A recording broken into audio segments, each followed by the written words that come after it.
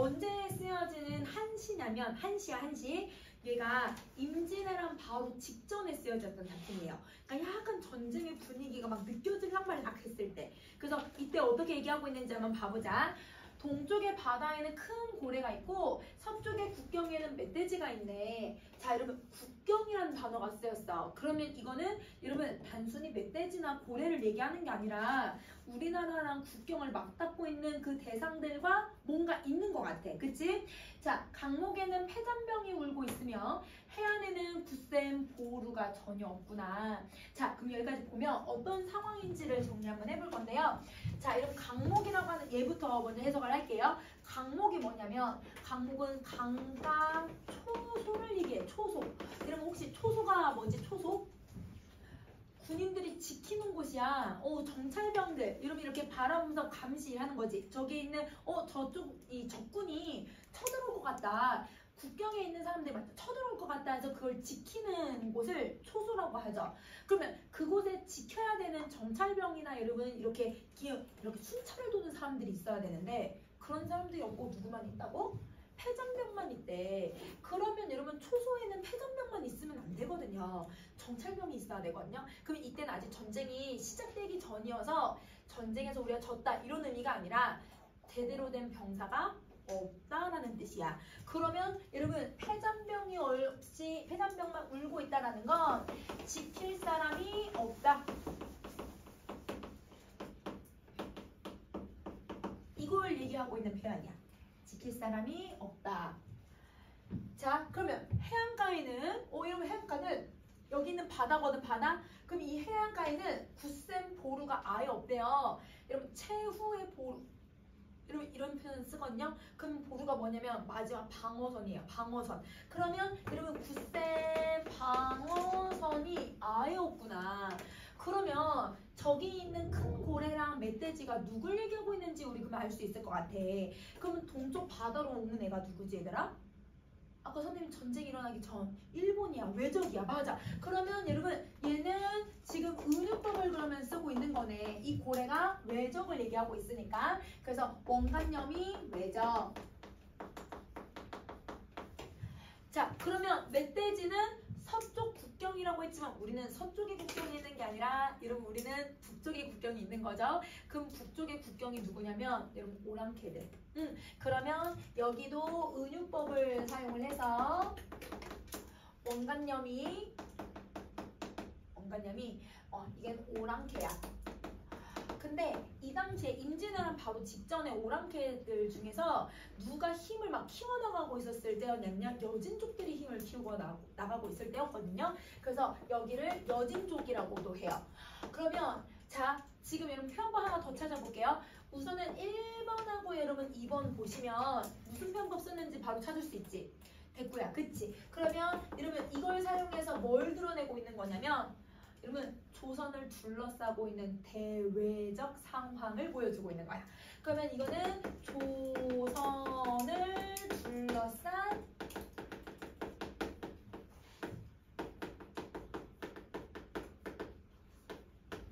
대외적 상황을 보여주고 있구나. 이렇게 정리해주면 되는 거고.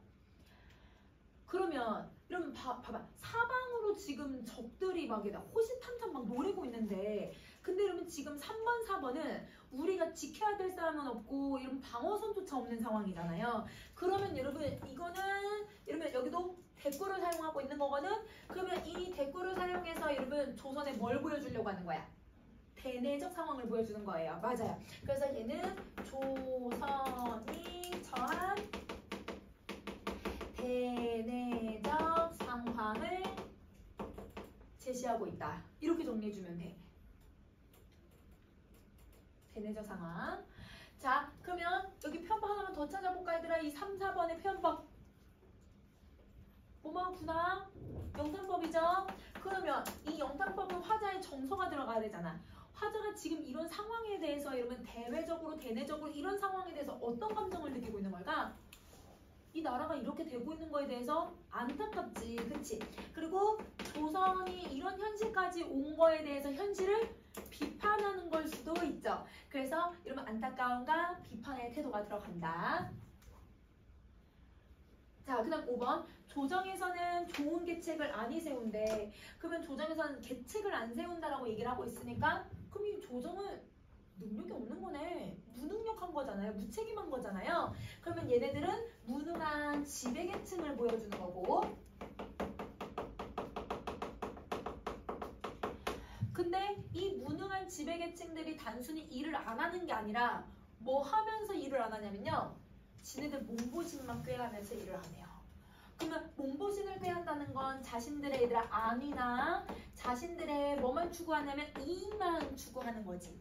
그래서 안위와 이익만 추구하는 이 무능한 지배계층들의 모습을 묘사해. 그럼 이런 사람들을 대장부라고 부를 수 있는가? 라고 얘기를 해요. 그러면 여러분 선임법 나오죠 여러분? 그러면 이 선임법을 통해서 여러분 이 사람들을 비판하고 있다라고 생각해주면 돼. 자, 그럼 여기 표본 하나 더 찾아보자. 여러분 여기 뭐가 들어가냐면 이 조정에 일하고 있는 사람들은 대장부가 아니잖아. 그러면 혹시 여러분 대장부 혹은 군자랑 반대말이 혹시 뭔지 아세요?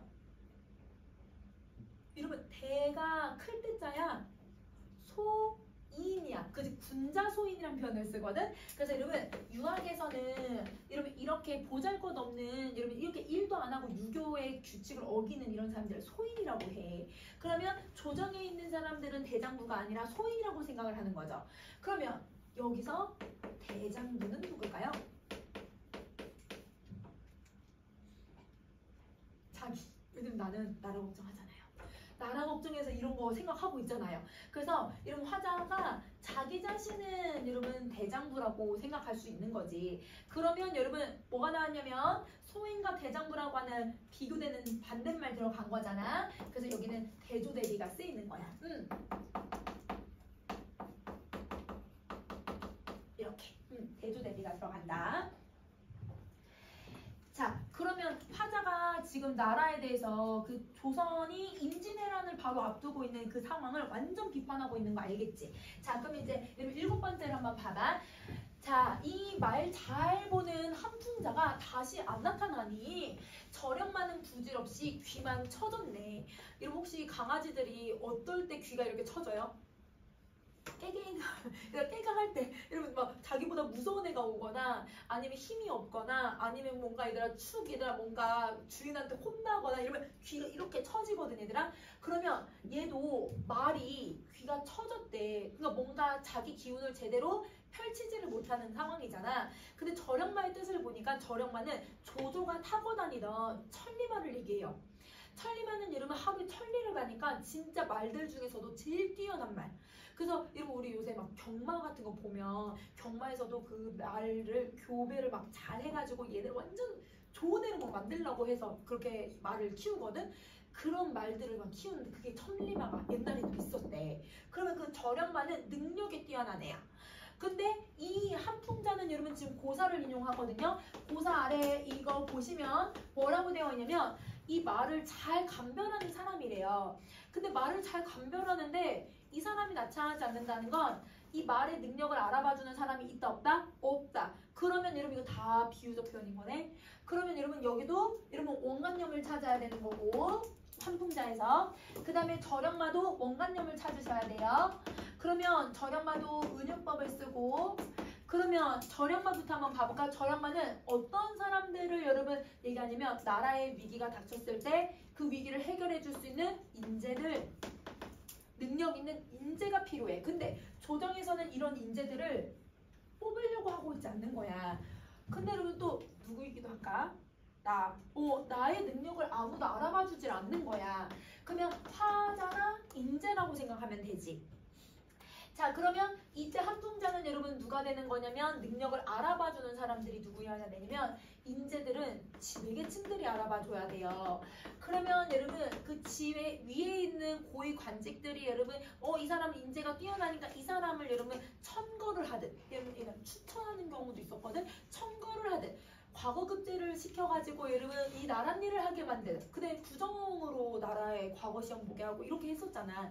그렇게 하지 않고 이 사람들이 옳게 뽑거나 아니면 임금님이 올바른 행동을 하거나 그러니까 임금님이 이런 여러분 인재들을 여러분 뽑을 생각을 하지 않는다 이렇게 얘기할 수도 있는 거죠. 그러면 이런 현실을 부정적으로 평가를 하고 있는 거예요.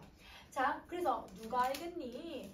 배옷 입은 이 사람이 웅대한 뜻을 가지고 하루 천리를 달리고 있다는 것을 누가 알아주겠니? 그러면 여러분, 자, 여기 표본 2개 들어가야겠다. 그치? 어떤 거 들어가야 돼? 설이랑 도치랑 여기로 들어가야 되잖아. 그치? 그래서 여기는 도치 서리법을 쓰고 있는 거예요. 그러면 여기서 이렇게 초라한 옷을 입고 있는 이 사람이 누굴까? 이게 나야. 나야. 화자야. 이게 화자고, 그러면 화자가 얘들아 하루 천리 달리고 있다고 했잖아. 그럼 화자는 계속 뭘 보여주냐면 능력을 보여주고 있지만 그걸 알아봐주는 사람이 없대. 그러면 이거는 화자의 뛰어난 능력을 얘기하고 있는 거고, 그러면 화자는 여러분 어떤 뜻을 위해서 능력을 계속 펼치려고 노력을 하냐면 여러분 나라를 걱정하는 거잖아요. 그러면 이 나라를 여러분 걱정하는 우국의 마음이 웅대한 뜻, 혹은 나라를 위해서 자기가 어떻게든 싸우려는 어떤 의지, 아니면 준비하려고 하는 의지, 이걸 해소하려는 의지가 있는 거잖아. 그러니까 이 사람은 어떤 의지를 가지고 있어서 그 의지대로 여러분 뛰어가려고 달리려고 노력을 하고 있다는 거야. 그러면 여러분 이렇게 정리하면 되겠지? 자, 그러면 여러분 뒤에 가셔서 여러분 우리 내용 정리 한번 해볼게요. 자, 우선 표현법을 한번 보면 우선은 여러분 여기는 은유법을 엄청 많이 썼어. 근데 여러분 조선이 지금 여러분 전쟁 직전이고 조선 안에서도 혼란스러웠던 이런 시기들을 직접적으로 비판하는 게 아니라 돌려서 처음부터 끝까지 빗대어서 표현해요. 여러분 이거 뭐예요? 우의적 표현이죠. 그래서 여기에 우의적 표현이 계속 들어가. 그래서 우리 저번에 배웠던 몽천요나 이런 작품들 계속 다 우의적 표현 쓰는 것처럼 얘도 마찬가지라고 생각해주면 돼. 자, 그 다음에 여러분 2번째, 여러분 탄식하죠. 왜냐면 이 현실이 안타까우니까 영탄법도 쓰고. 자, 그 다음에 여러분 3번째, 여기는 여러분 청각적 이미지는 안 찾았지만 청각적 이미지를 통해서 조선이 지금 처한 현실에 대한 비극성을 보여줬거든. 어느 부분이 얘다 청각적 이미지가 들어가?